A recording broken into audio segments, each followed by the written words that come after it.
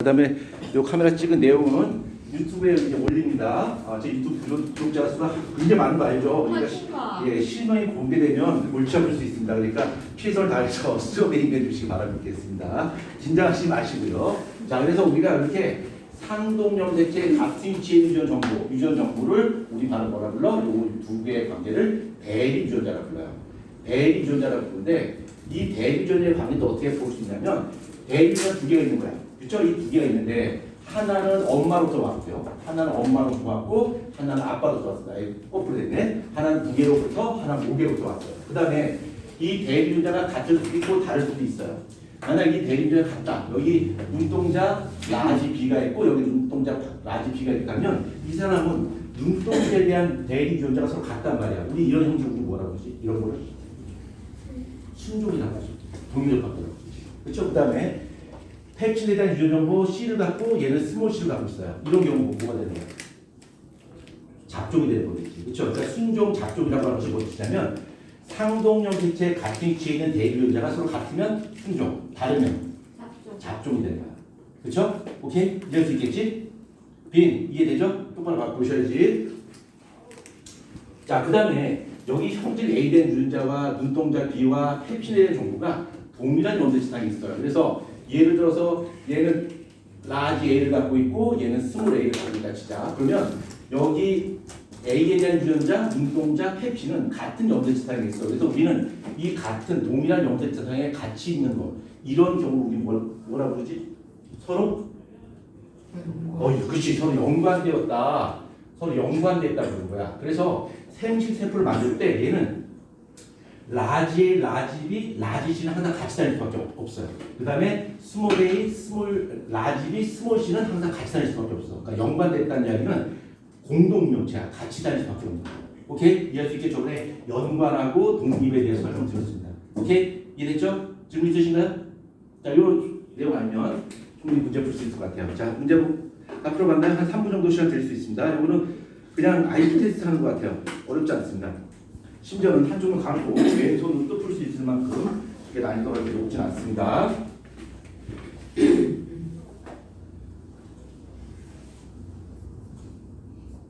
왜 안 풀어?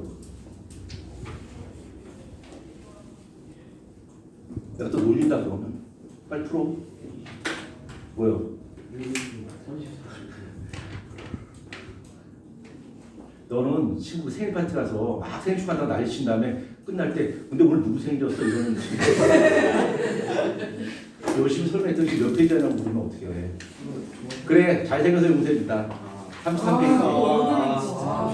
잘생겼다고 이런 거 그래. 33페이지. 그래. 얼굴 깡치야. 얼굴 보면 용서 안 할 수가 없어. 빨리 풀어. 왜? 너무 잘생겼다는 말 너무 잘생기니까 욕 같아? 아닌가?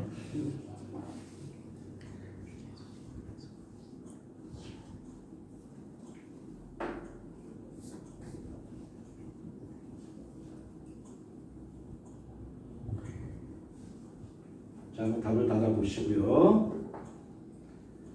그 다음에 답 보신 분들 메모한다면 대립 유전자가 뭔지, 순종이 뭐고, 잡종이 뭔지에 대한 정의를 여러분이 말씀하실 수 있어야 되겠죠. 대립 유전자는 상동염색체의 같은 위치의 유전자를 대립 유전자라고 해요. 순종은 대립 유전자가 같은 거, 잡종은 대립 유전자가 서로 같지 않은 거. 그 다음에 우성은 뭐야? 대립 유전자에서 표현되는 거. 열성은 대립 유전자에서 발현되지 않고 잠재되는 것을 바로 열성이라고 그러죠. 그러니까 우리가 어떤 유전과 관련된 모든 단어들이 대립 유전자를 가지고서 모두 설명이 가능합니다.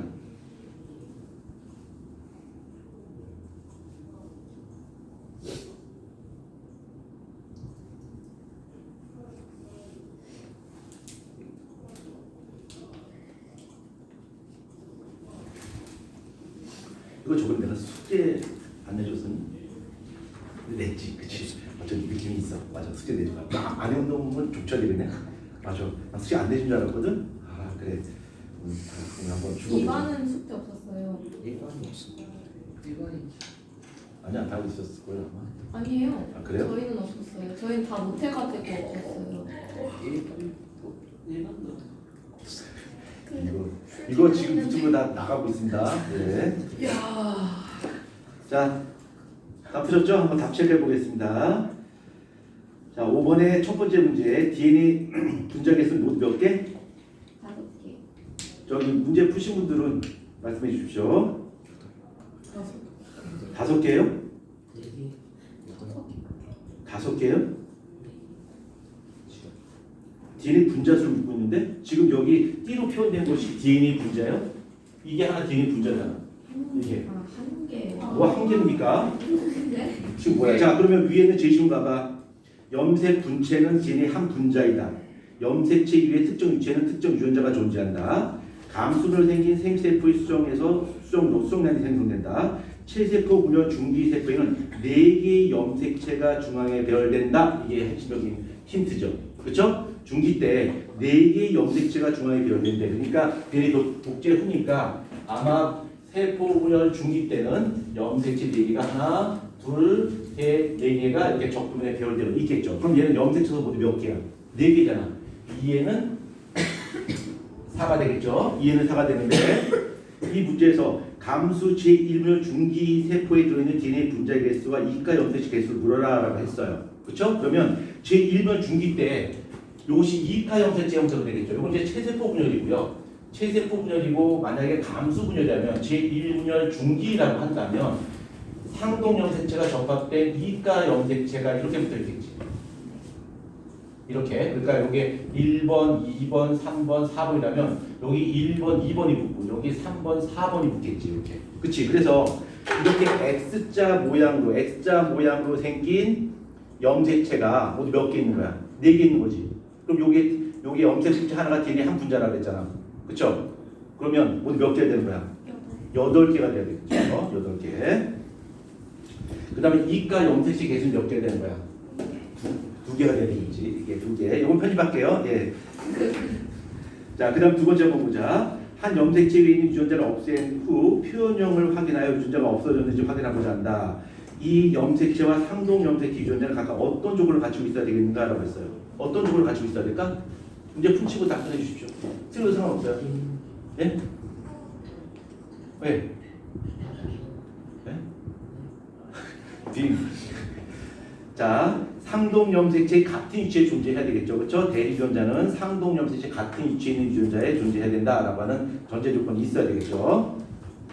자, 그다음에 세 번째 문제 한번 봅시다. 세 번째 문제는 문제 푼 친구들은 한번 답 체크해 보겠습니다. D, C, E, A, B. 이거 설명하기가 너무 어려워요. 설명을 못 하겠어요. 설명 어떻게 할 수가 없어요. 본인이 해보면 야 이거 뭐 문제 쓰자는 문제 이거 어렵지 않냐 아마 할 겁니다. 자, 그 다음에 그 다음 페이지 34페이지 보겠습니다. 34페이지. 자, 34페이지 1번, 2번은 여러분이 지금 문제 푼 친구들은 뭐 상관없고요. 문제 안 푼 친구들은 잠깐 시간 드릴 테니까 먼저 풀어보시고.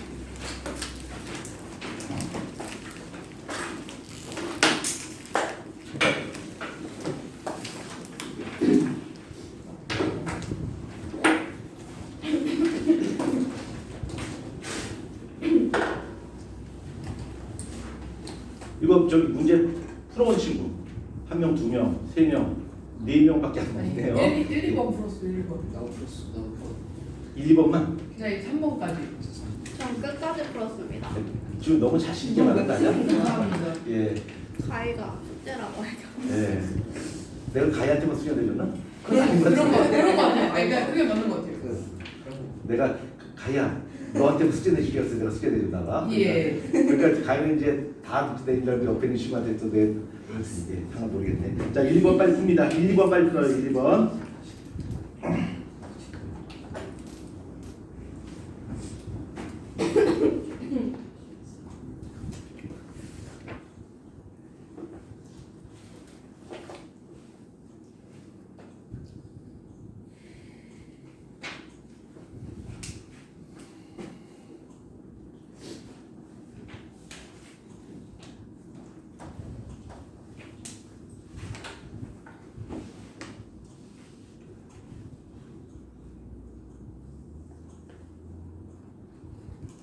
자, 1번 문제는 너무 쉬워서 따로 설명할 게 없습니다. 2번도 저번에 설명했기 때문에 이건 간단하게 설명할 거고 3번은 조금 설명을 좀 하도록 하겠습니다.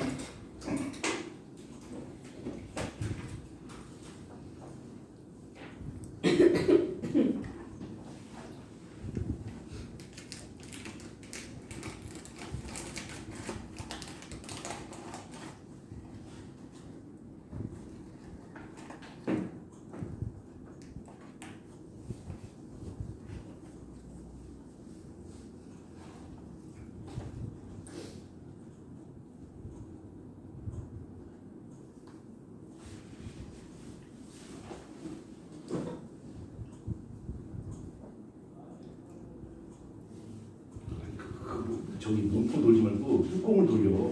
그래서 편하잖아. 얘는 뚜껑을 닫고 몸통을 돌려. 이거는 강아지가 꼬리가 움직이지 않는데 몸통이 움직이는 건 마찬가지입니다. 그럼 우리가 꼬리를 흔든다 표현하는데 꼬리가 흔들리지 않고 몸통이 흔들리지 못했습니다. 예.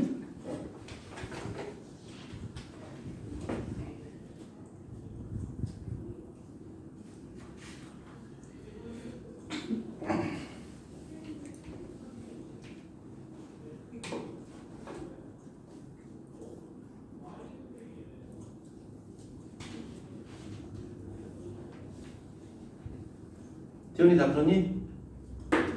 오케이. 자, punch 붙을 게 있기 때문에 좀 시간을 좀 빨리 나가도록 하겠습니다. 준, 예. 1번의 정답 몇 번? 2번. 예, 2번 정답 맞습니다. 7사 없죠? 예, 준이가 맞췄으니까 7사 없을 것 같으니까 준이 한번 매기고. 자, 그 다음에 한번 보자.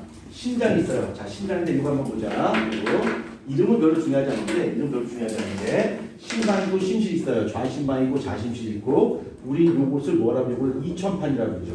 그렇죠? 2천판이라고 그러고, 여기 또 판방이 있어요. 이게 바로 뭐야? 반월판이지. 반월판이란 말이야. 반월판. 자, 그래서 요걸 이제 실제로 한번 보자. 자, 여기 내 심장이 있다 치자. 심장이 있고, 내가 하트로 모양을 이렇게 그린 것은 심실을 지금 모양 그린 거야. 심실을 모양 그렸고, 내 중지와 중지 사이에 반월판이 있어요. 반월판이 있고, 여기 2점판이야. 이쪽 뭐가 되는 거야? 심방이 되는 거겠죠. 그렇죠? 자, 그럼 현재 2점판이 닫혔고요. 그렇죠? 얘가 쫙 하고 수축하겠지. 그럼 여기 있는 반월판이 열리면서 피가 쫙 가요. 그렇죠? 다 짰어. 그럼 어떻게 될까? 여기 있는 반월판이 닫혀야 되겠지. 그 다음에 얘가 이완된단 말이야. 이완될 때, 이완되는 이유가 뭐야? 여기 심방의 피를 받아들이기 위해서 그렇단 말이야. 그때 이걸 뚜껑을 닫아놓고 이완되면 안 되겠지. 요거 2점판 열면서 이완된단 말이야. 그쵸? 그때는 반월판은 어떻게 돼 있어야 돼? 닫혀 있어야 되겠지. 안 그러면 질질 셀 거 아니야. 피가 역류하든가. 그쵸? 그러니까 반월판은 닫고 요게 열리면서 이완된단 말이야. 그러면 심방에 있던 피가 내려오겠지. 그쵸? 그럼 다 됐고 다시 닫고서 반월판 열리면서 수축 피를 뿜어내겠지. 그렇죠? 요것만 기억하시게 되면 요 3번 문제 푼 거, 2번 문제 푼 거 별로 어렵지 않습니다.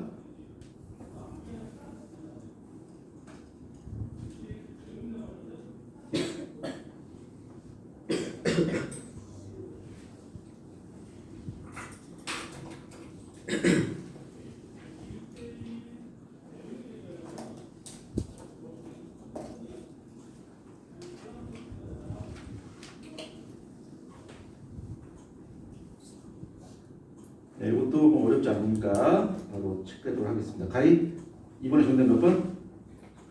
예, 3번입니다. 3번.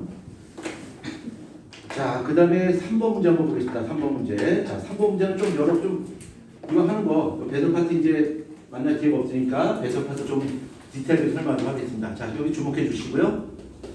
주목해 주시고, 자, 배설 한번 보자. 자, 이 배설이라고 하는 것은 우리 살아있는 생명체가 살아가기 위해서는 에너지가 필요해요. 그 에너지를 만드는 과정을 우리는 물질 대사라고 부르는데, 이 물질 대사 결과 어쩔 수 없이 불가피하게 노폐물이 발생해요. 그렇죠? 이 노폐물이 발생하는데 이 노폐물을 우리 몸 밖으로 갖다 버리는 거, 이걸 바로 배설이라고 불러요. 근데 이 노폐물을, 우리 몸속에 있는 노폐물을 걸러내서 몸 밖으로 갖다 버릴 때 우리 몸에서 콩팥을 거쳐서 우리 몸 밖으로 갖다 버리게 됩니다. 그렇죠? 그래서 콩팥에서 이제 여과하고 재흡수하는 과정을 잠깐 설명드릴 거고, 자, 그 전에 우리가 5월에 한 번에 한번 체크해 보는데, 우리가 물질 대사 결과 노폐물을 발생하는데, 이 노폐물의 종류는 그 노폐물을 만드는 그러니까 그 물질 대사의 대상이 누가 되냐에 따라서 노폐물의 종류가 좀 달라질 수 있겠지. 예를 들어서 탄수화물하고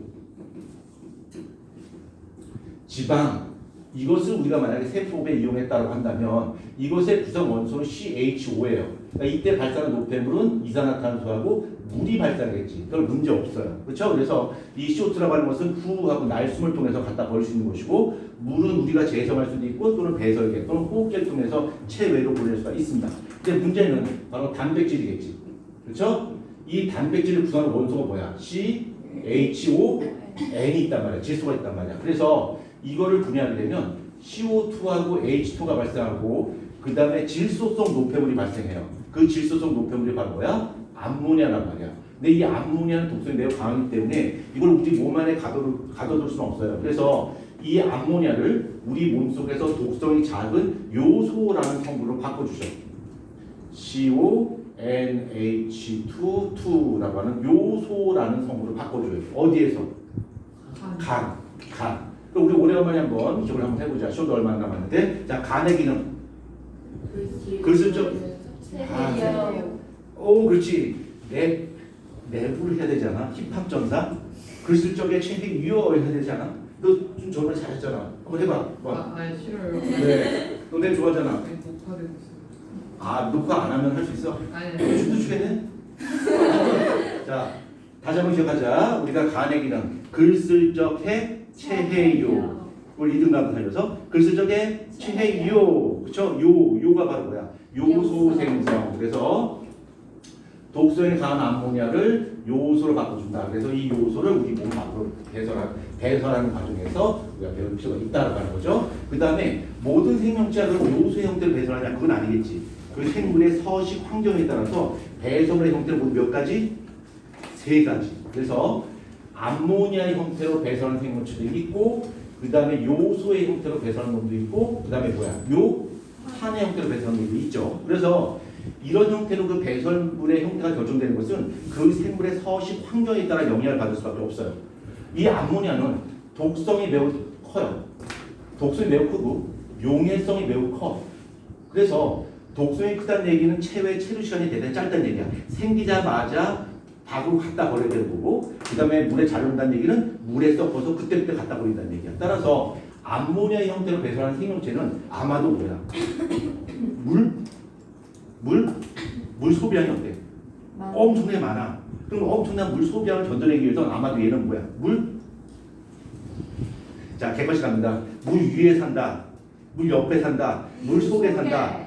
물 속에 산다. 그래서 얘는 수중생물이야. 어류. 물고기들이 암모니아 형태로 배설합니다. 암모니아 형태로. 그 다음에 요소는 독성이 매우 작아요. 독성이 매우 작다는 이야기는 몸속에 머물 수 있는 시간이 상대적으로 길다는 얘기야. 그러니까 몸에 어느 정도 머물러도 상관없어. 그리고 용해성이 매우 커요. 물에 잘 녹는다는 얘기는 갖다 버릴 때 물에 녹여서 갖다 버리면 되는 거야. 근데 이것처럼 물을 어마무시하게 소비하지는 않아. 그러니까 물 속에 살진 않지만 원한다면 물을 언제든지 섭취할 수 있는 물 근처에서 사는 놈들이겠지. 그렇죠? 누굴까? 포유류가 되는 거죠. 포유류, 파충류 이런 애들이야.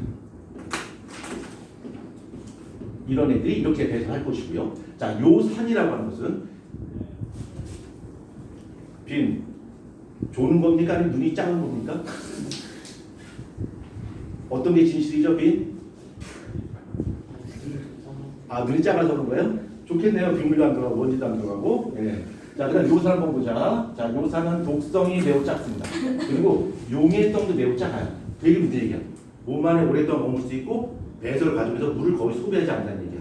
물을 얻기 대단히 어려운 환경에 살고 있는 생물이다라는 사실을 알 수 있고, 바로 조류가 이래 해당되겠지. 그래서 조류가 바로 요 산의 형태로 배설합니다. 그 다음에 이렇게 암모니아, 요소, 요산 형태를 바꿔요. 그러니까 모든 생명체가 단백질 분해하게 되면 암모니아 형태로 만들어요. 그 다음에 요소로 만들 수도 있고 경우에 따라서 요산으로 만들 수도 있습니다. 그 다음에 이 과정은 에너지가 소비되는 흡열 과정이에요. 에너지가 소비됩니다. ATP가 소비돼요. 에너지가 소비되는 흡열 과정이다라는 정도를 이해하시면 될 것 같습니다. 자, 그 다음에 이제 배설 파트에 대해서 여러분에게 개념 설명한 것이 마지막일 수도 있습니다. 이제 자, 배설 파트 한번 다시 한번 보자. 중간에 다 날려버리고 여러분 다 알고 있다는 전제하에서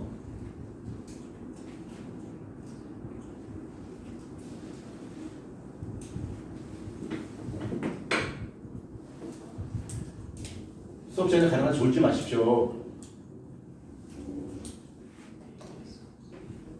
졸지 마시고요. 스스로 이겨내려 노력하십시오. 이제 전쟁입니다. 네. 저번에 말씀드렸습니다만 여러분 졸고 이런 거 저도 안타까워요. 난 이해해 줄 수 있어요. 피곤하니까 졸구나. 영재학교 절대 이해하지 않습니다. 그런 거. 그렇죠? 제가 졸아서 성적이 안 좋거든요. 그러니까 해봐요. 예, 자세히 써봐요. 내가 성적이 안 좋은 것은 그때 졸아서 그랬거든요. 이해해 주세요. 너무 피곤해서 그랬거든요. 한번 써봐요. 예, 그럼 바로 결과 나올 겁니다.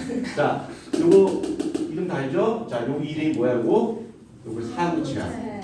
요거 이름 뭐야? 보험 주머니. 보험원 주머니. 여러분이 답변하십시오. 그러니까 답변하는 게 여러분을 위한 거예요. 여러분이 직접 답변하고 귀로 듣고 하는 것이 두 번, 세 번 반복하는 효과를 낼 수 있는 거예요. 그러니까 적절히 답변해 주시고 틀렸다고 해서 뭐라고 하진 않아요. 나중에 맞추면 되는 거야. 그러니까 적절히 답변해 주시고. 준 알겠지? 네. 네. 여러분. 예. 그 다음에 우리 이 파이프를 우리 뭐라고 그러지? 세뇨관. 그렇지. 세뇨관이라고 불러요. 세뇨관이라고 부르고 이쪽으로 들어오는 혈관을 뭐라고 불러요? 신동맥 또는 콩팥동맥이라고 부르겠죠. 그렇죠?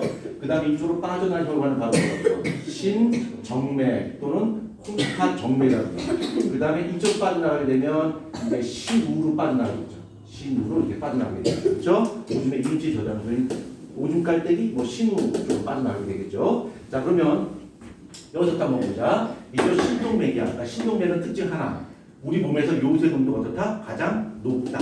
요새 농도가 어떻다? 가장 낮다. 그렇게 얘기하시면 되는 거고. 자, 신동맥은 피가 지나가는 거야. 피가 지나가는데 여기 성분을 보면 단백질, 지방, 포도당, 아미노산, 무기염류, 물, 요소 이런 것들이 혈장 성분으로서 빠져나간단 말이야. 근데 이쪽 사구체는 보험원 주머니에 비해서 뭐가 압도적으로 높아. 혈압이 높아. 혈압이 높으니까 혈압이 높은 쪽에서 혈압이 낮은 쪽으로 이자 빠지게 되는데 많은 쪽에서 적은 쪽으로 빠지게 되니까 바로 거야. 확산이야. 그래서 이 과정을 여과라고 부르고 이 여과의 원리는 기억하자. 여과의 원리는 뭐야? 혈압 차이에 의한 확산이야. 그렇죠? 혈압 차이의 확산을 통해서 여과가 되고요. 이때 단백질, 지방은 혈구를 구성하는 성분이기 때문에 안 빠져.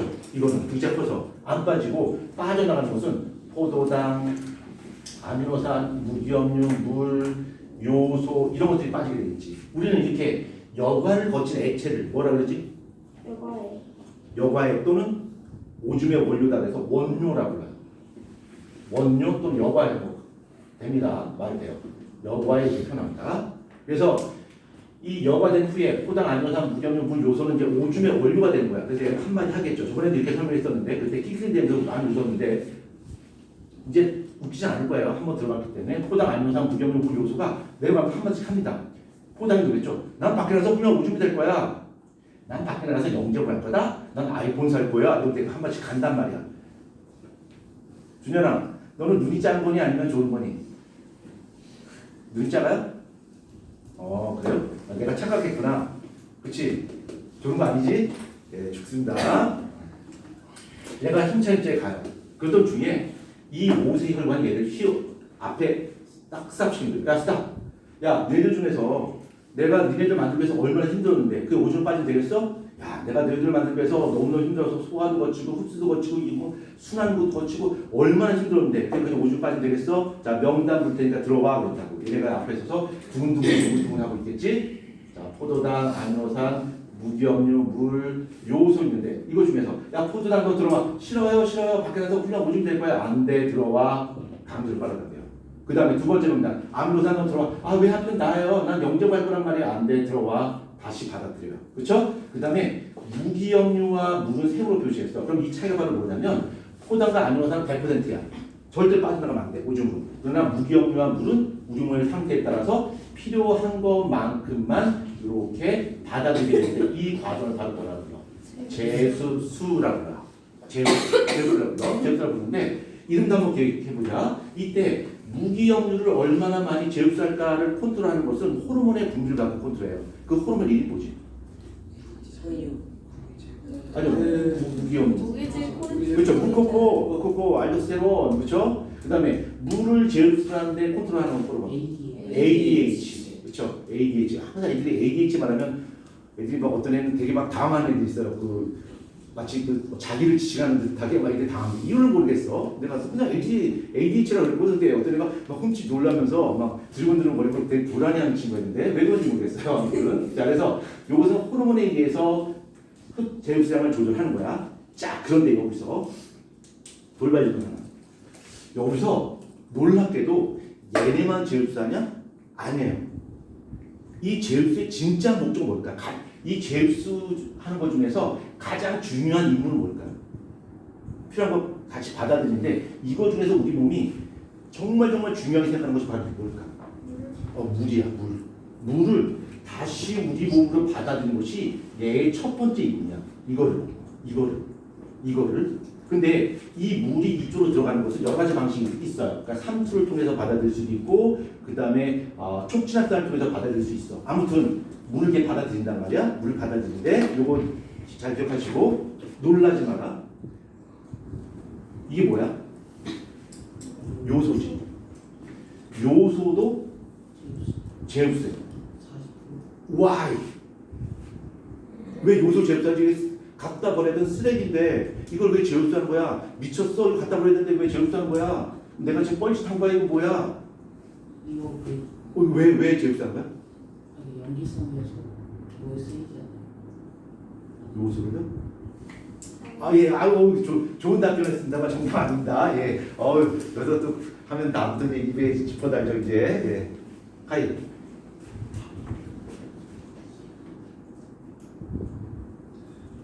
씹혔어요. 자, 그럼 준, 이게 농도 몸에 요소로. 그럼 요소를 왜 갖다 버려? 좋은 답변이었어. 예. 좋은 답변이었어. 또 힌트를 줬어. 힌트는 여기서 실제로 요소를 제흡수하는데 이 요소를 제흡수하는 이유가 뭐 때문이냐? 아까 힌트를 줬어. 아마 재심으로 주어지게 된다면 아마 내가 좀 전에 이야기했던 것처럼 이 제흡수의 근본적인 목적은 물을 제흡수하는 거다. 그래서 여기서 여과액 중에 상당 부분, 거의 대부분의 물이 제흡수된다. 그래서 우리 몸에서는 물 제흡수가 제일 중요하다. 예. 아니야. 딴 거 다 이용해서 먹어요.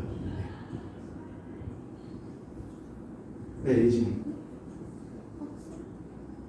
아니, 어떻게 문제보다 답이 더 짧으면 어떡합니까?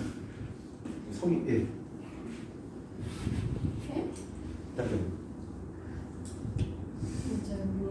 틀려도 좋아요. 튼다고 해서 여기 뱉고 들어오거나 내가 적용을 하거나 그렇진 않아요. 예, 맨 뒤에 친구. 지금 두고 가는 거예요? 안 올리거든요. 그래, 자소를 아직 완성하지 못했던 이성이 지금 시간이 그때그때 이제 아직 자소 하나도 안 쓴. 수학. 네? 수학. 수학 쓰고 많이 인성도 하나도 안 썼잖아. 썼어요. 썼어요? 네. 오라 볼게. 그래서 인성을 안 쓴 친구들은 대부분 인성이 없나 보다 이렇게 생각했는데. 자, 그럼 한번 답변해봐요.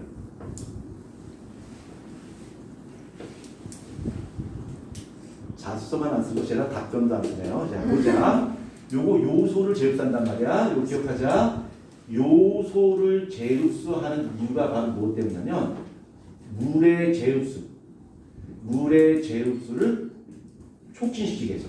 그러니까 물이 제흡되는 것이 여기에 저농도에서 고농도 쪽으로 확산된단 말이야. 그렇지? 그러니까 산투에 의해서 들어간단 말이야. 산투에서 들어가는데 이쪽에 농도가 높을수록 뭐야?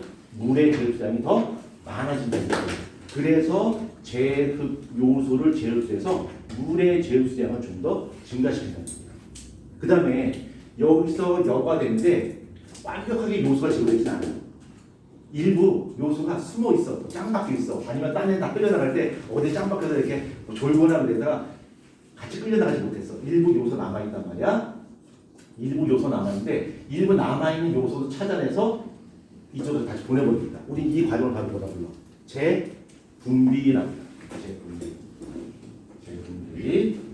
제가 몇 전에 그 영재부에서 기출 문제를 한 25년 전 거, 한 25년 전, 26년 전 걸 봤거든요. 그랬더니 요 문제가 있는 거야. 요 문제가. 눈에 딱 들어오더라고요. 기억했다고 여러분한테 설명해야 됐다고 생각했죠. 그래서 이 제흡수 과정에서 요소를 제흡수하는 과정, 그러니까 요소를 제흡수할 때와 제흡수하지 않았을 때 우리 몸에 어떤 이익이 있고 어떤 문제가 발생하는지 서술하시오라는 문제가 출제되어 있어요. 그래서 요거 기억을 하자. 자, 됐고, 자, 됐습니다. 자, 다 설명됐고, 그 다음에 투석이라고 한번 설명할게요. 투석이 뭐야? 어떤 친구한테 야 투석이 뭐야? 돌멩이 던지는 거 아니에요? 라고 하는데 진짜 내가 돌멩이 던질 뻔했어요. 진짜. 네.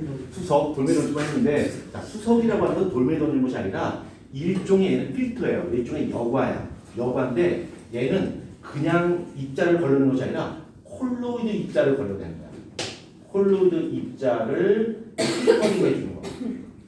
필터링 해주는 것을 바로 투석이라고 해요. 그러면 콜로이드 입자가 뭔데요? 콜로이드 입자라고 하는 것은 애매모호한 크기인데 얘는 사이즈는 별로 중요하지 않아요. 사이즈는 그냥 보통 통상적으로 10의 마이너스 5승부터 10의 마이너스 7승 센티미터 정도의 입자를 바로 콜로이드 입자라고 부르는데 이 콜로이드 입자의 대표적인 예가 뭐가 있냐면 단백질이라든가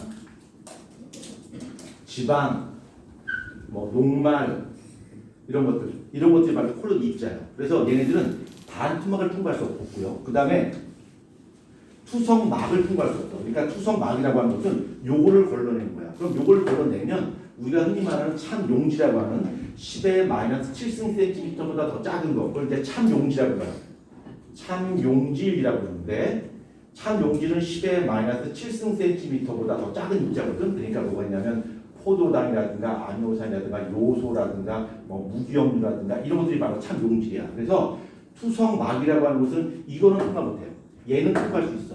그래서 우리가 신장 투석할 때 투석막을 통과시킨다라고 하는 것은 투석막이 이렇게 있으면 여기 안으로 혈액이 지나간단 말이야. 혈액이 지나갈 때 단백질, 지방, 포도당, 아미노산, 무기염류, 물, 요소 이런 것들이 있는데 단백질과 지방은 콜로이드 입자니까 밖으로 빠져나가지 못해요. 그러나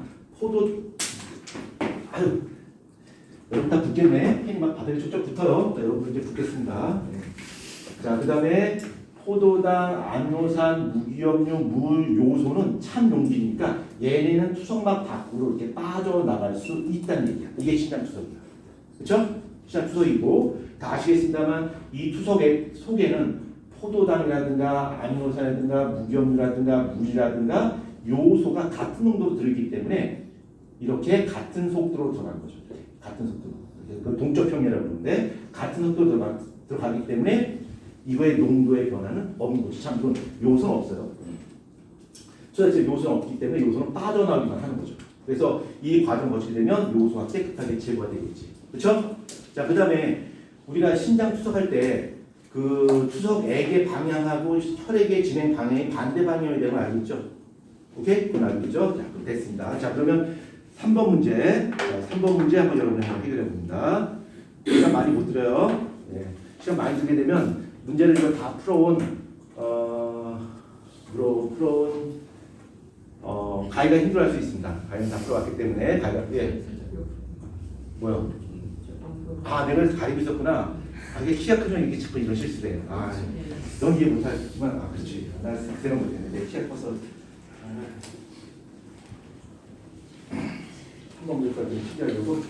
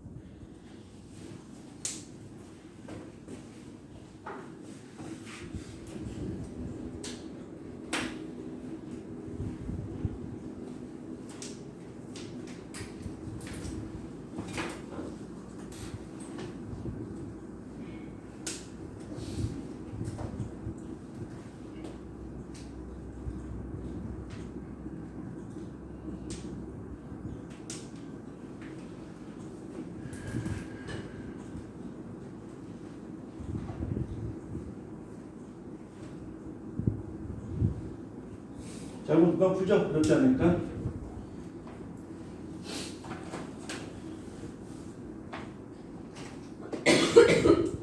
하은이 정답 4번? 2번? 이러다 이제 다 찍겠습니다. 예, 틀린 상관없어요. 틀린 상관없어요. 그럼 다시 해드립니다. 빈. 예, 정답 1번입니다. 1번.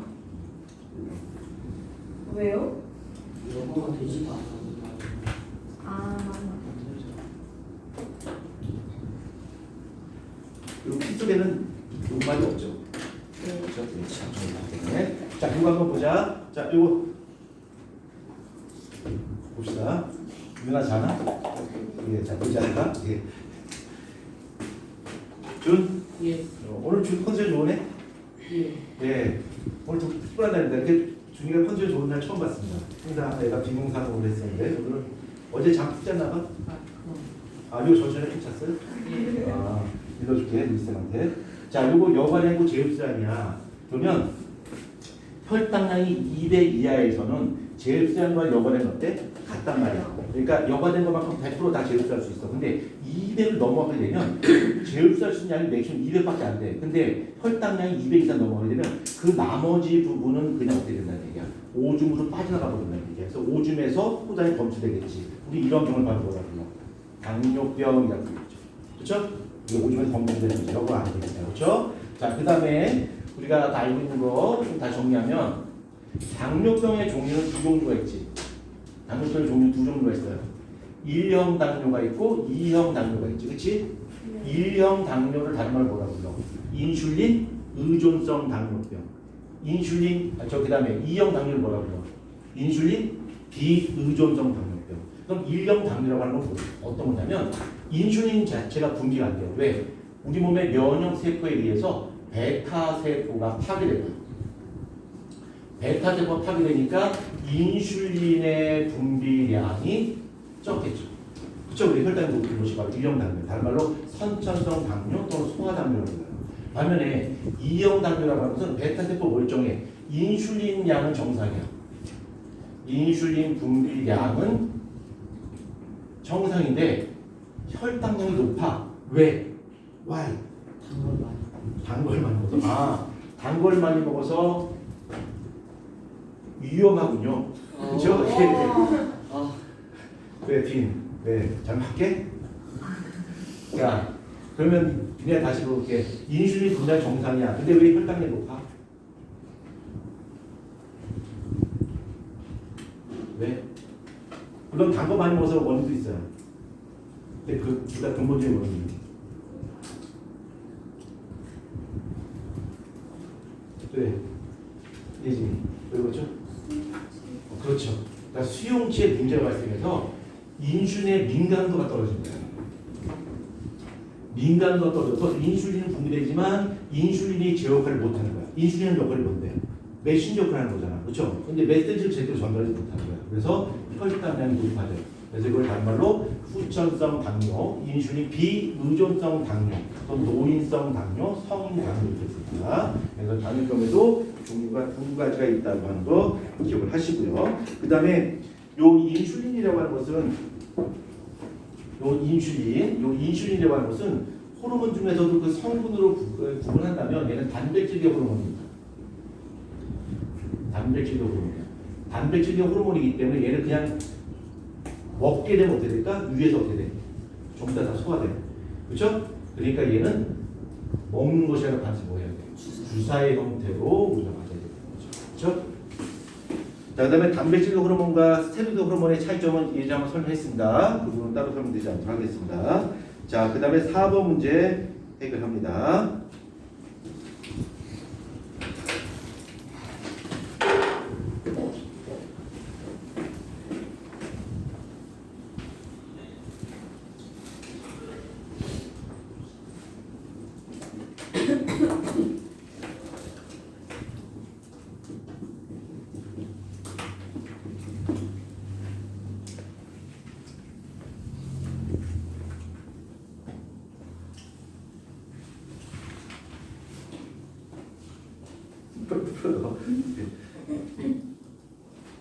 자, 4번 문제 어렵지 않습니다. 금방 푼다는데 4번 문제 그냥 답만 체크하고 넘어가지 않고요. 관련된 내용을 좀 설명드리도록 하겠습니다.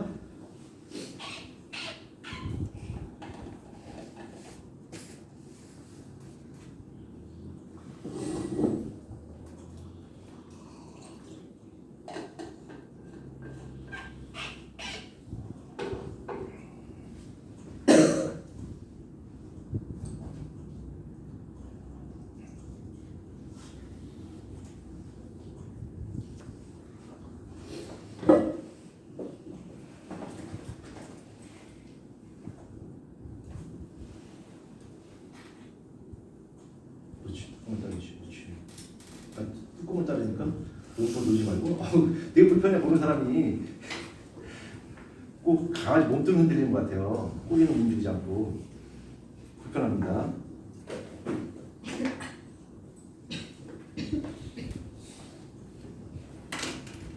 자꾸 몸통이 올려서 따면 나중에 가위가 어떤 것까지 할 수 있냐면 빨대 없이 음료수를 마실 수 있어요. 어떻게 마실까?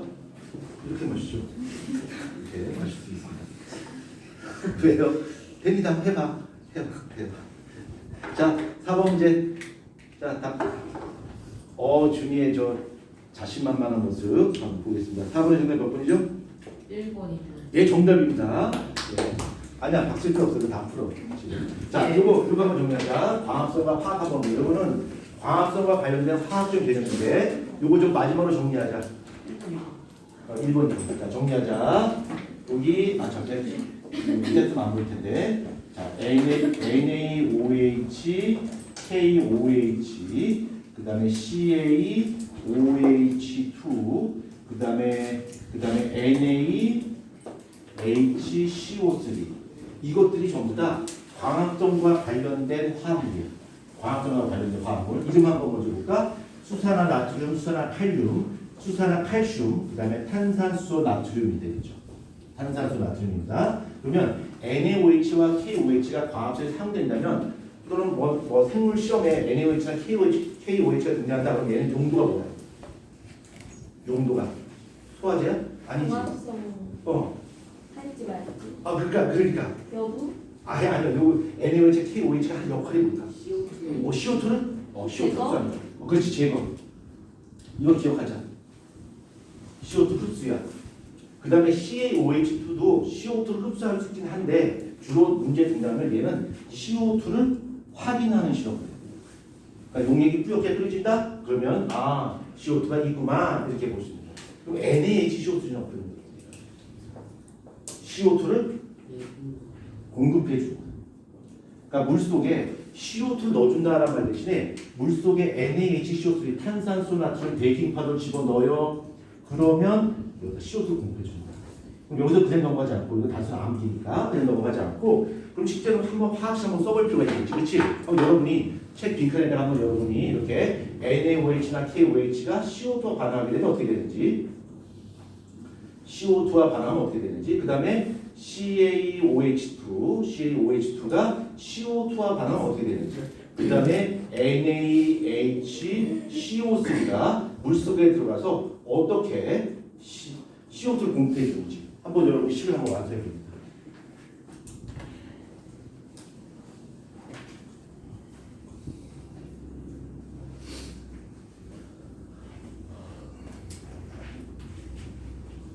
식을 한번 완성해 봐요. 충분히 나올 수 있잖아. 식 써보라고.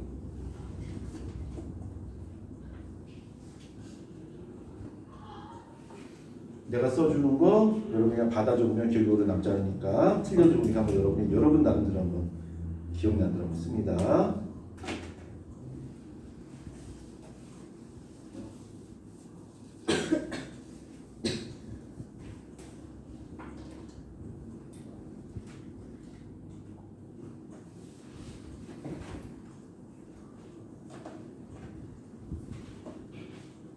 다 했어요? 다 했어?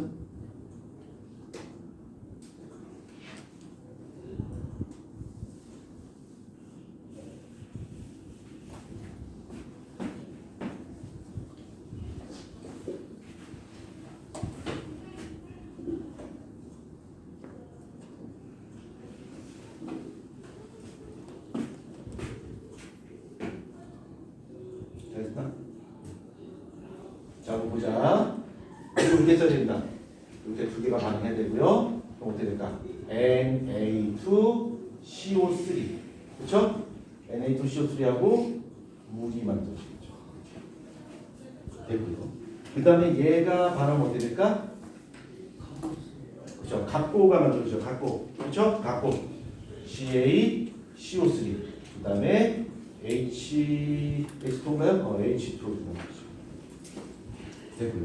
그 다음 얘는 어떻게 될까? 얘가 두 개가 있고요.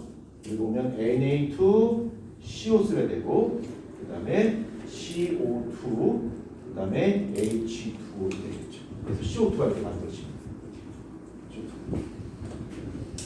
이거를 열분해도 막 역시 마찬가지예요. CO2가 만들어집니다. 그리고 세계 화학식 좀 아주 대표적인 생물과 연관된 화학식이니까 이건 좀 꼭정적으로 해주도록 하십시오. 질문 있으신가요? 이 성패에다가 CO2 집어넣으면 용액 삐걱 떨어지는 이유가 바로 이것 때문이겠지? 그렇죠? 이게 뭐야? 앙금이잖아. 그렇죠? 앙금의 종류가 다 알고 있죠? 저번에 한번 얘기했나 내가? 그 앙금 외우는 방법. 아니면 아기염소. 했냐니? 했죠? 기억나죠? 아기염소 아기 이빨 피 봤어? 봤고 갔어? 갔고 이거 알죠? 자, 그 다음에 페이지 35페이지 35페이지 5번 문제 지금 해결합니다.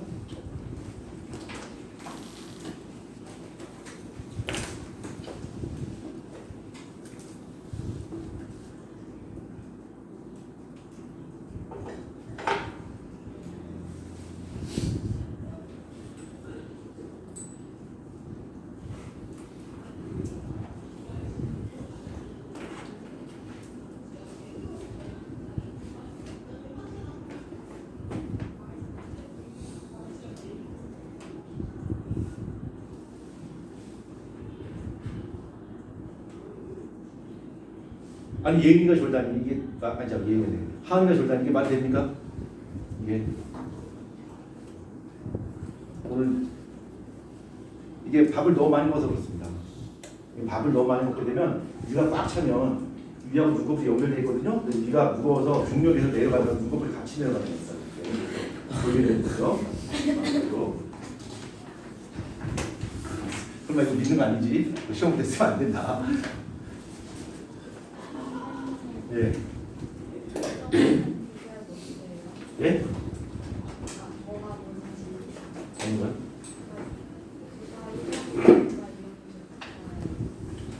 아 이거는 당뇨도를 이게 구분하는 겁니다. 그러니까 인슐린의 농도를 어떤 사람이 혈당이 높아. 일단 당뇨병이야. 그러면 1형제, 2형제 구분하면 어떻게 될까? 그 사람 몸에 있는 인슐린의 농도를 분석하는 거죠. 인슐린 많이 없어. 2형. 인슐린 충분한데? 2형. 그거 지금 맞죠?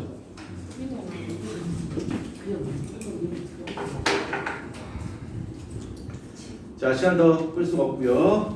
앞에 갑시다. 자, 5번에서 정답은 5번입니다. 5번에 정답 5번이고요. 한번 이거 물어봅시다. 가나다에서 은박지를 먹기는 입을 뜨거운 물 속에 30초 동안 담가요. 이거 왜 그러지? 헬리. 연합. 그렇죠. 조절 연하게 하는 거죠. 예. 자, 그 다음에 라에서 에탄올이든 시험관에 넣고 뜨거운 물에 약 1분 정도 담가 중탕에서 뭐 하는 거야? 탈색하는 거야. 탈색. 자, 나머지 됐고요. 그 다음에 6번 문제 안 하셔도 됩니다. 자, 그 다음 7번 문제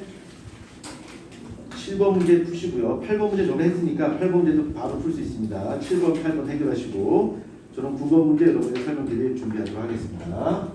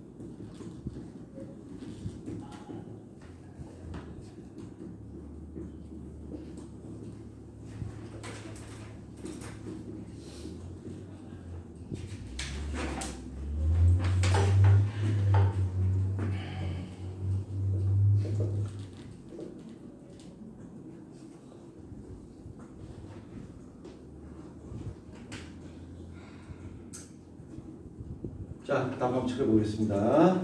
자, 7번의 정답 몇 번이죠? 네? 몇 번? 아니다. 좀 뭔가 하나 이게 비싸겠네요. 네? 4번? 아닙니다. 2번입니다. 2번. 포배의 할구, 그러니까 난할 과정에서는 DNA 복제 후 분열만 하는 거죠. 세포의 성장기 없는 거지. DNA 복제가 없진 않죠. 그러니까 기억번 틀렸습니다. 정답은 2번입니다. 2번. 자, 그다음에 8번은 우리가 저번에 했던 겁니다. 나는 세포 고정이고요. 다는 해리, 마는 염색, 그다음에 바는 세포를 펼치는 거고요. 그래서 준 정답 몇 번? 3번. 네, 3번입니다. 잘 찍었습니다. 예? 아니요. 예. 나도 그냥 본심이 나거든요. 봅시다. 자, 요거 우리 오랜만에 이제 마지막일 것 같아요. 이제 이거 이런 거 정리하는 거. 자, 저번에 한번 제가 이 호르몬 관련된 그래프를 한번 이렇게 순서를 다 드렸는데 한번 다시 한번 여러분이 머릿속에 다 기억되고 있는 거 한번 보자. 자, 갑상선부터 먼저 볼 거야. 갑상선부터. 자, 간 내에서 뇌하수체 전엽적으로 TRH를 분비하죠. 그러면 뇌하수체 전엽에서 갑상샘 쪽으로 갑상샘 자구로만 TSH를 분비해요. 그럼 갑상샘에서 그 이중 유명한 티록신이 분비되죠. 티록신이 분비되는데, 자, 티록신의 특징은 티록신의 주성분은 아이오딘 주성분이에요. 해산물 쪽에 많이 있고요. 주성분이고요. 얘는 우리 몸에서 물질 대사, 즉 세포 호흡을 촉진시켜요. 그래서 우리 몸에서 에너지 발생량을 높이고 그 다음에 체온을 높이는 역할을 하게 됩니다. 그렇죠? 그래서 추울 때 티록신이 많이 분비되겠죠. 이게 많이 분비돼도 문제가 되고 너무 적게 분비돼도 문제가 돼요. 너무 많이 분비되는 병을 뭐라고 그러지? 바제도병이라고 그랬었죠. 그렇죠? 바제도병이고요. 바제도병이고 너무 적게 분비되는 병은 크레틴병이라고 그랬어요. 좀 그냥 생각하지 마시고요. 제가 바제도만 크레틴에다가 감정을 좀 실었어요. 바제도는 티록신이 많이 분비되는 병이라서 바제도 이렇게 뭔가 좀 풍성한, 그렇죠? 풍성한 느낌을 줬고요. 그 다음에 크레틴병 할 때는 좀 쌀쌀맞게 크레틴 이렇게 했단 말이에요. 그렇죠? 못 느꼈나요? 예, 그래도 여기 헛수가 됐군요. 예, 아무튼 바제도병과 크레틴병이 있고 바제도병은 티록신이 많이 분비되는 거야. 그래서 세포비 더 왕성히 진행되는 거야. 그래서 발효량이 많아요. 남들은 막 춥다는데 혼자 덥다고 막 에어컨 틀고 막 창문 열고 막 그러고 막 겨울에도 반바지 입고 다니고 막 이러는 거. 이게 바로 바제도병이야. 굉장히 신경 예민하고요. 살이 빠져요. 체중 감소해. 체중 너무 빠지다 보니까 나중에 안구가 어떻게 될까? 돌출돼요. 그렇다고 눈알이가 뿅 빠진 게 아니라 살이 빠지니까 눈이 이렇게 튀어나온 것처럼 돼요. 그걸 안구 바제도병이라고 해요. 크레틴병은 티록신이 제대로 분비가 안 되니까 물질대로 원하지 않아요. 그래서 무력해져요. 그러니까 어린 아이가 크레틴병에 걸리게 되면 지능이 좀 낮아지게 되는 거고요. 그 다음에 목이 퉁퉁 붓고요. 이렇게 이런 게 바로 크레틴병. 요거가 적으면 되겠죠? 자, 그 다음에 부갑상샘에도 분비되는 호르몬. 또 갑상샘에 분비되는 호르몬 또 하나 있지? 뼈 튼튼 호르몬 뭐야? 뼈 튼튼 호르몬 칼시토닌이 분비되고요. 자, 칼시토닌은 뼈 튼튼 호르몬이 아까 우리 혈액 속에 있는 칼슘을 모아서 뼈로 보내주는 거야. 근데 좀 어려운 말로 뼈로 보내서 어떻게 할 건데 뼈로 보내서 뼈를 만들어줘요. 그러니까 이 칼시토닌이라는 그 표적계가 어디냐면 뼈를 만들어주는 조골세포라고 하는 게 있어요. 조골세포에 작용해서 뼈를 튼튼하게 만들어준 거죠. 그러면 이렇게 칼시토닌이 분비될 수 있는 조건은 바로 뭐냐면 피 속의 칼슘의 농도가 너무 높아요. 그러니까 얘가 분비된 이유가 뭐냐면 혈중 칼슘의 농도를 낮추기 위해서, 그러니까 혈중의 칼슘의 농도가 너무 높기 때문에 이 칼슘의 농도를 낮추기 위해서 칼시토닌이 분비되는 거예요. 그 다음에 그럼 혈중 칼슘 농도가 높아. 그럼 굳이 우리 몸에서 칼슘을 재흡수할 필요가 있어 없어? 없잖아. 그래서 위와 소장에서 칼슘 재흡수를 억제합니다. 그럼 요거를 하나 잘 기억하죠? 그럼 전문용어로 일타쌍피라고 해요. 전문용어로 일타쌍피라고 하는데 이걸 기억하면 뭐야? 부갑상샘에서 분비되는 호르몬 이름 기억해 혹시?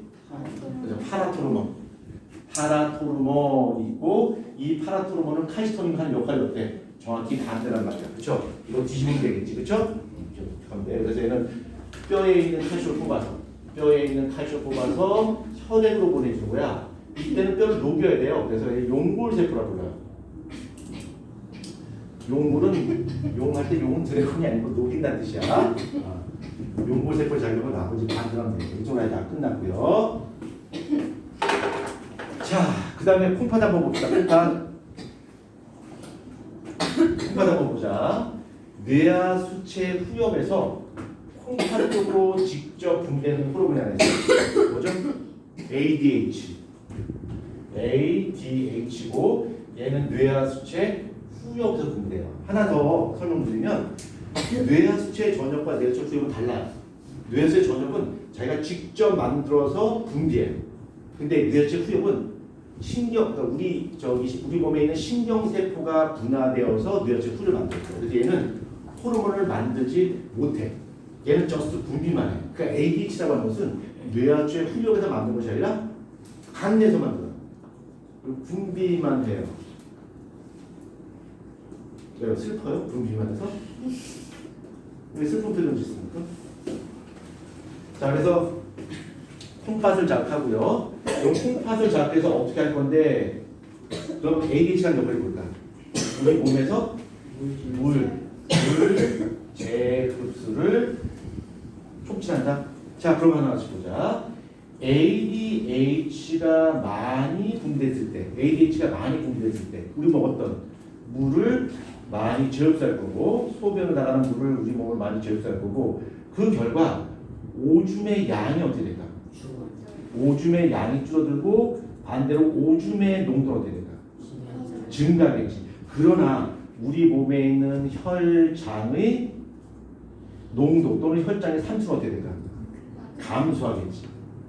혈압은 어떻게 될까? 혈압 높아진다. 오케이? 됐죠? 오호, 됐어. 뭐 끝. 자, 그 다음에 부신 거칠 한번 보자. 부신 거칠. 자, 부신 거칠은 간 내에서 뇌하수체 전엽적으로 TRH라고 하는 분비예요. 몰라도 좋아요.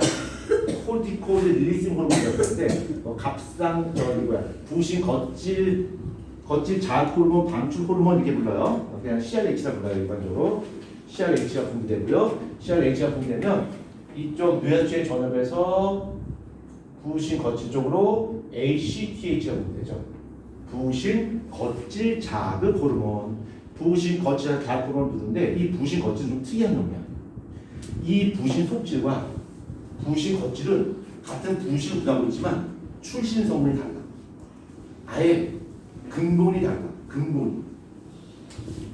부신 거칠은요 생식 기관이 분화되어서 부신 거칠을 만들었어요. 부신 속질은 신경세포가 분화되어서 부신 속질을 만들었어요. 그러니까 전혀 얘는 근본이 달라. 근본이. 그래서 이 부신 거칠은 생식기관이 분화돼서 만들었기 때문에 생식기관의 특징이 바로 뭐냐면 스테로이드 호르몬을 만드는 특징이 있어요. 그래서 우리 몸에서 분비되는 성호르몬은 전부 다 스테로이드 호르몬이야. 그래서 부신 거치에서 만드는 호르몬도 역시 다 스테로이드 호르몬이에요. 그 스테로이드 호르몬의 다른 이름이 바로 뭐야? 코르티코이드야. 그래서 코르티코이드가 막 스테로이드라는 뜻이야. 그래서 부신 거칠에서 코르티코이드가 분비되는데 무코가 분비되겠죠. 무코가 분비돼서 콩팥에 작용하겠죠. 콩팥에 작용해서 얘는 우리 몸에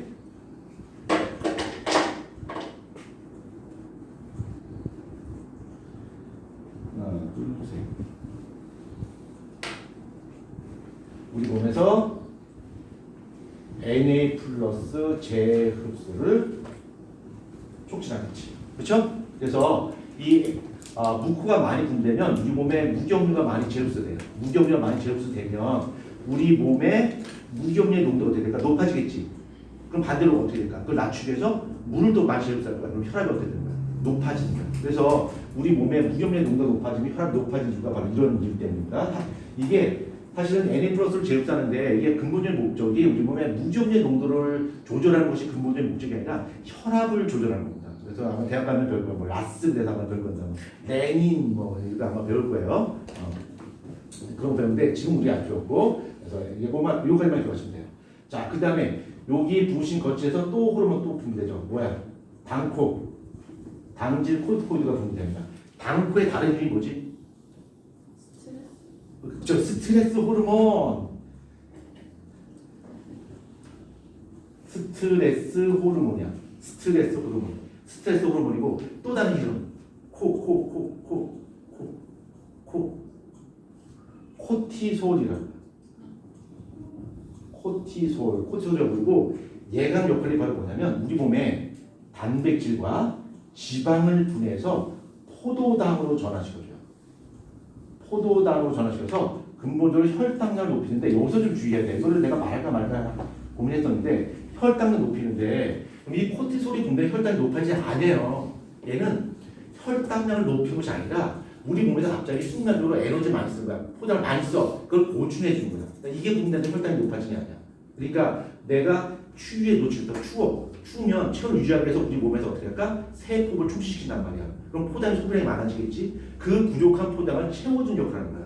그러니까 얘가 이거 분비되는 거야. 혈당이 높아져 이런 거 아니야. 알겠죠? 물론 혈당이 높이는 기능을 합니다. 포장을 만드니까 이렇게. 그 다음에 얘를 스트레스 호르몬이라 부르는데 물론 우리가 이제 심리적으로 받는 스트레스도 포함됩니다만 추위라고 하는 것도 우리 몸에서 일종의 스트레스예요.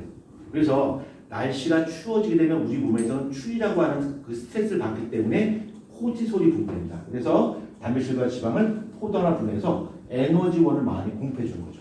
근데 얘가 스트레스 호르몬이라 부르는 이유 중에 또 한 가지 바로 뭐냐면 얘가 우리 몸은 일종의 스트레스를 받게 되면 그 스트레스를 극복하기 위해서 우리 몸에 있는 방어체를 좀 약화시켜요. 그러니까 얘가 면역력을 다운시킵니다. 면역력을 다운시켜요. 그래서 우리가 스트레스가 만병의 근원이다라는 거죠. 우리가 추운 날씨에 왜 감기에 걸려요? 두 가지가 있어요. 날씨가 추운데 막 반팔 입고 막 나대가지고 감기 걸리는 경우 많이 있잖아. 그렇지? 그런 경우 많이 있잖아. 그렇지? 네, 많이 있죠. 그럼 왜 추운 날씨에 추우면 왜 감기 걸릴까? 두 가지가 있어요. 첫 번째는 추위라고 하는 것도 우리 몸에서 느끼는 스트레스예요. 그래서 우리가 스트레스에 노출되니까 면역력이 다운되는 거고요. 두 번째 뭐냐면 날씨가 추워지게 되면 공기의 상대 습도가 높아질까 낮아질까? 포화 수위량이 많을까 적을까? 적잖아. 건조하잖아. 그러면 우리 몸에 있는 기관지가 건조해져요. 이 기관지가 건조해지게 되면 우리 기관지는 원래는 끈적끈적한 점액성 물질로 코팅이 돼 있어. 그래서 나쁜 먼지라든가 바이러스라든가 세균이 들어가면서 여기서 달라붙어요. 그래서 우리 몸에서 분비되는 항체에 의해서 분해가 되는 건데 날씨가 너무 건조해지게 되면 이 끈적끈적한 우리 몸의 그 방어 성분들이 기억을 못하는 거야. 이게 말라버리는 거야. 그러니까 세균과 바이러스가 되니까 우리 몸은 직접 들어온다는 얘기죠. 그래서 감기에 걸리고 바이러스에 노출돼서 뭐 감기 걸리고 독감 걸리고 이런 일이 됩니다. 그래서 우리가 날씨 추울 때는 따뜻한 물을 많이 먹으세요라고 하는 이유가 뭐냐면 이쪽 기관지를 따뜻하게 해야지 여기 촉촉하게 잘 보존해야지 바이러스나 세균을 걸러낼 수 있기 때문이죠. 이게 건조해지게 되면 감기 걸리는 거죠.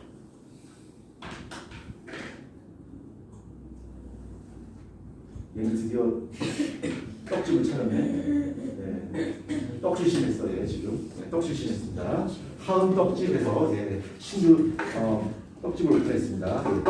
떡실 심했네 완전히. 자, 그 다음에 여기 봅시다. 네? 뭐 질문 없었어요? 좀 전에 질문했잖아. 네. 이게 자 봅시다. 그 다음에 적겠어 이제? 이거 다 좋은 거 이거 중이 때문이야, 그렇지? 자 보자. 그다음 보자. 자 부신 속죄 한번 보자. 자 부신 속죄에서 분배되는 것은 뭐가 분배지? 뭐가 분배? 부신 속죄에서 그렇지 아들네. 에피네프린 그렇죠? 에피네프린이 분비가 되고 요 에피네프린이 분비되기 위해선 간내에서 교감신경이 촉진돼야 돼요. 교감이 촉진돼서 에피네프린이 분비됩니다. 그래서 에피네프린이 분비돼서 얘가 간에 가서 글리코젠 산화를 촉진시키죠. 글리코젠 산화를 촉진시키려고 합니다. 그 결과 혈당량 높아지겠죠. 이것도 역시 마찬가지로 이거 분비되면 혈당이 높아지진 않아요. 혈당 높아지는 게 아니라 이것도 역시 마찬가지로 우리가 저온 자극, 즉 날씨가 추운데 노출됐을 때 부족한 혈당량을 채워주는 역할을 해요. 이것도. 그러니까 이거 자체가 막 우리가 운동했을 때 혈당량이 떨어지니까 그걸 높여주기 위해서 걸룩하고라는 역할이고요. 이거는 어떤 외부 자극에서 미세한 혈당량을 보충해주는 역할을 한다. 이렇게 생각하시면 됩니다. 빈 오케이? 예.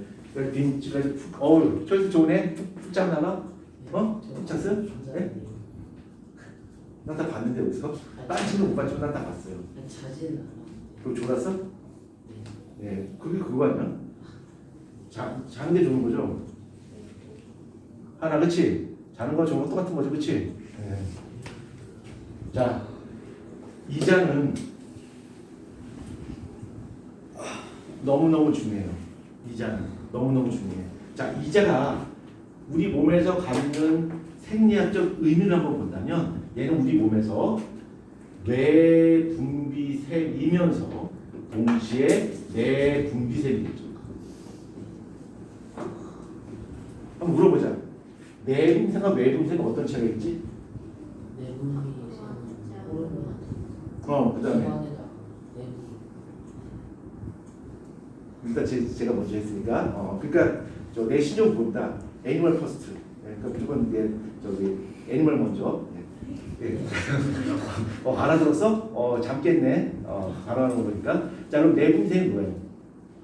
외분비세는 그러니까 막땀 오줌 아니면 진짜 소화에 몸 바깥에 있는 애들한테 하는 건 이제 외분비세는 호르몬 그죠. 어들도 알고 있는 것 같아요. 저희가 좀 보완 설명하겠습니다.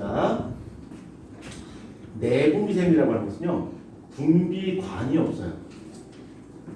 분비관이 없고 얘는 혈액으로 분비되는 거예요. 혈액으로. 근데 외분비샘은 분비관이 있어요. 파이프가 있고요. 그다음에 얘는 어디로 분비될까요? 기관으로 분비돼요. 혈액으로 분비되죠. 그래서 외분비샘의 대표인 예가 뭐가 있어? 소화이라든가 눈물이라든가 땀이라든가 이런 것들이 바로 외분비샘입니다. 호르몬은 내분비샘이기 때문에 혈액으로 분비돼요. 혈액으로. 오케이? 그게 가장 차이점입니다. 이거 원래 몇 분에 끝나는 거예요? 25분 끝난 거 아직 시간 충분하지? 자, 이건 저기 이제 5분 남았으니까 여러분 좀 잘 답변해 주십시오. 답변해 줘야 돼. 왠지 조는 친구는 없어요. 근데 눈이 많이 풀려 있어. 그리고 정말 이게 멀쩡하다 갑자기 애들이 막 순간적으로 그렇게 고개가 떨어지네. 내가 말했나요? 내가 그거 아직도 잊어먹지 않아. 그 미친 개한테 우리 부담편한테 그 선생님이 그런 미친 개였었거든요. 그 수업 시간에 점심 먹고 5교시 이렇게 가는데 5교시 때 내가 여기 복도 쪽에 앉았었거든. 그러다가 너무 졸다가 이렇게 떨어졌어요, 복도로. 야, 이제 나 그때 이제 죽었다 완전 미치겠다 물렸다 나 이제 죽었다고 생각했는데 진짜 이제 무섭던 건 뭐냐면 내가 쓰러졌는데 발자국 소리가 이게 들려와요. 야, 난 죽었다 이제 막 난 분명히 밟힐 거야 어떡하지 막 걱정하는데 그 미친 게 그러더니 탁 받치더니 안 다쳤어? 걱정해 주는 거야. 감동. 그때도 보고 진짜 열심히 했습니다. 갑자기 그 고생은 그게 멋져 보일 수 없어요. 그 정말 되게 싫어했어요. 뭐 애들을 때리는 게 아니라 패는 거야, 패는 거. 막 2단 차기 막 그다음에 저기 그 총상 걸려 있죠. 그거 뽑아서 막 휘두르고 막 날도 안 해요. 그리고 그 몽둥이를 어떤 몽둥이가 아플까를 계속 연구해요. 그러다가 학기가 끝날 때쯤에 최종 버전을 가져왔어. 뭘 갖고 왔냐면 학기책. 그 저기 아이스 학기 있죠. 그 책. 그건요 맞으면 살이 터져요. 피가 나요, 피가. 그래서 여기 맞으면 옷이 이게 피가 나고 달라붙어요. 그래서 막 뛰어야 되거든. 그 정도로 잔인 선생님이야. 별명 중에서 미친 게 있겠어. 그러니까 뭐 딱 걸리면 너 왜 이랬어 이런 말이 없어요. 먼저 찌도 맞고 그다음에 이유를 물어봐요. 그러니까 억울하게 당하는 애들이 한두 명이 아니에요. 애들 다 싫어하죠. 그러니까 그 미친애한테 물려서 나 이제 죽었다고 생각했는데 그 생각한테 따뜻한 한마디. 안 다쳤어? 괜찮아? 감동. 아직도 내 기억하잖아. 벌써 시간 얼마나 많이 흘렀는데 아직도 기억한단 말이야. 그래서 그 미친 개 선생님 때문에 그때부터 부금을 열심히 내가 이과임에도 불구하고 부금을 되게 열심히 하게 된 기회가 그것 때문이다. 그 미친 개 선생님. 지금 뭐 아마 은퇴했겠죠? 지금 벌써 시간이 꽤 많이 흘렀으니까 시간이 한 40년까지 흘렀으니까 아마 은퇴를 했겠죠. 은퇴를 했겠는데 그 선생님 그 따뜻한 한마디 얼굴이 기억이 안 나요. 근데 그 말소리의 느낌 안 다쳤어? 괜찮아? 이 난생 처음 들어보는 야 이 새끼야 야 이 개 XX 막 이런 소리만 하다가 안 다쳤어? 괜찮아? 나는 그 선생님 집에서 그런 말이 나오려면 한 번 상담 드렸어요. 자 이거 한번 보자. 준비됐죠? 네. 자 보자. 여기 이자 알파 세포와 베타 세포 있는데 여기 간 내에서 이렇게 이자 작하게 되는데 알파 세포를 작한 거 누구? 왜 웃어요? 네? 아까 뭐 웃겨? 네? 이 호르몬이 되게 재밌는 거. 너 혹시 저 호르몬하고 포켓몬하고 헷갈린 거 아니야? 맞지? 이거 보면서 야 이거는 포켓몬이고 이건 아구몬이고 이거 막 이게 지금 그 그림 있지 지금. 그래서 이상의 C 막 그렇지 이런 거 생각하고 있지. 이거 가슴에 또 C도 써 있네 또. 그렇지? 자, 지금 거 좋아하지 마. 자 보자. 여기 알파 세포 작한 거 누가 작한 거야? 교감 신경이지, 그렇죠? 예. 얘는 뭐야? 베타 세포로 바뀐 거야. 구경하. 내가 그때 어떻게 설명했냐면 베타 비읍이고 얘들 비읍이잖아. 이렇게 연결을 했어. 그래서 알파 세포에서 뭐가 분대? 글, 루, 카, 곤이 분대요. 베타 세포에서 뭐가 분대? 그렇죠. 인, 슐린이 분대되는 거죠. 그렇죠? 너 혼자서 저번에 그려보라고 했어요. 그려보라고. 그래서 완전히 내 걸 만들어야지 문제에 대응할 수 있겠죠? 괜찮아? 안 다쳤어? 그렇죠. 아이들 친구입니다. 그렇죠? 아마 몇 시간 지나 내 말이 기억날 겁니다. 그 승리 들어온 강생한테 안 다쳤어? 괜찮아? 라고 한 말이 아직도 기억나. 이렇게 말씀드리기 때문에 괜찮아요? 안 다쳤어? 발전소를 들려줘야 되는데. 자, 25분에 끝난 거죠? 네? 예. 이거 내가 재차 확인한 이유가 뭐냐면 내가 고등학교 때 그 학교에서 수업 끝나는 게 벨이 울려요. 근데 어떤 애가 집에서 그 옛날에 이렇게 태엽 감아서 이렇게 따라가는 종이 있는 거 있죠? 그걸 갖고 왔어요. 그걸 갖고 와서 수업 시간 끝나기 15분 전에 그 울리게 한 거야. 그러니까 선생님은 나이가 되게 젊은 선생님이거든. 온 지 얼마 안 됐어. 그 선생님한테 난 그러지. 진짜 나이 든 선생님한테 그 친구한테 하면 진짜 죽죠. 근데 새로 구임해온 선생님한테 그 15분 전에 따라 울리게 하는 거야. 그러니까 선생님 수업하다 시간 됐어. 그래서 나갔죠. 우리는 15분 더 쉬었고요. 자, 여기까지 하도록 할게요. 예. 저건 좀 왜 이렇게 좋아해? 자, 쉬는 시간입니다. 선생님 이거 꺼요? 뭐 맞아. 그걸 꺼야지. 누를게요. 네. 소민이